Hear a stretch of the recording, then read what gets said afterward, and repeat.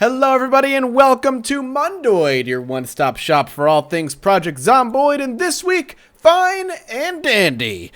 Alright, let's be honest, there's not much here to talk about. It's the second half of the Q&A, and they do talk to Turbo, who was it? Turbo, Binky, RJ, I think that's it. So there's not a lot here to discuss because a lot of what they're discussing is stuff that they've just been working on and things that we knew was coming. There's one thing of note, but as always, I would suggest you come to the website and watch the go to the blog itself and then watch the video that's here. So I wouldn't expect a really long video today. I apologize. It's just, hey, it's just par for the course. You're not always going to get a lot to dissect here. So let's just kind of talk about one by one which one of these three people is currently working on. And the first one is actually the most interesting because it's Turbo, and he's the one talking about the World Z edit and all this other stuff that he's working on. But the most exciting thing is the broadcast. He actually has video here of televisions actually broadcasting the way, or broadcasting news and portraying story that way, and the way the televisions are actually all synced up. So if you go to one television, turn it on,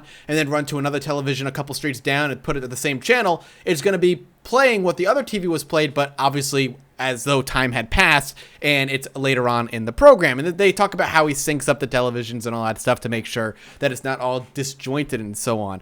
This is, this is exciting for me and a lot of the people who are excited for lore, because I'm a big old lore whore. And it's something the Indie Stone has done, is kept a lot of the story tightly knit and close to their chest. And they've said we'll never truly know exactly what happened and how the outbreak started, but they will drop breadcrumbs and so on through news and through radio and all this stuff so that you can maybe piece together a couple of theories, some obviously better than others. And this is a step toward that. The television program's allowing you to kind of piece it all together. So it's world building at its finest for a game like this. And it's exciting to me. And this is probably the most exciting part of the Mondoid blog. If you want to see this all being put together, or you want to see it in action, you can come here, projectzomboid.com, and check it out for yourself.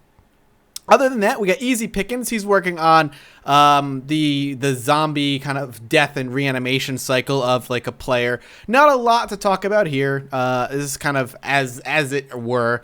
Let's see. He's been old feature working at, namely players turning into zombies after they die. So if you remember back in the day in the early versions of the game, you could turn, after your character died, he would eventually turn into a zombie. You could let the game run and just watch your player, who is now a zombie, wander around with the other zombies and do zombie-like things. Basically stand there and groan a whole bunch. So bringing that back into the flow of things, which will be more exciting when NPCs roll around and multiplayer, of course. But NPCs, because say you've taken an NPC and he's bitten and you don't know it, and he dies overnight, and then overnight he turns into a zombie and he's killed a couple people or bitten a couple other people.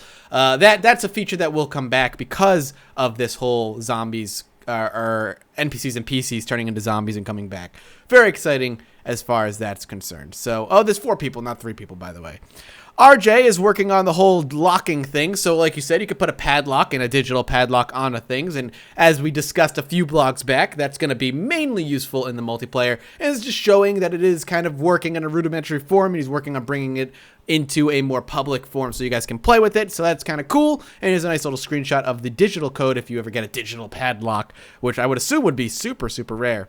And finally, poor Binky. All he's doing is crying because he's so stressed out and working. Basically, he's working on the map with Paul, and as it gets finished, it gets sent off to MASH. He puts in buildings and all these other wonderful things. And that's the blog. Like I said, it's short. Don't expect a long video today. Not a lot to digest here, but there's some stuff here that's worth checking out. And I do think right here, the television broadcast test, this is the one thing worth coming to watch. So thank you guys for coming by. As always, if you're a once-a-weeker, I'll see you next week. If you're a regular, I will see you later today. And as always, I will see all of you next time. Bye-bye.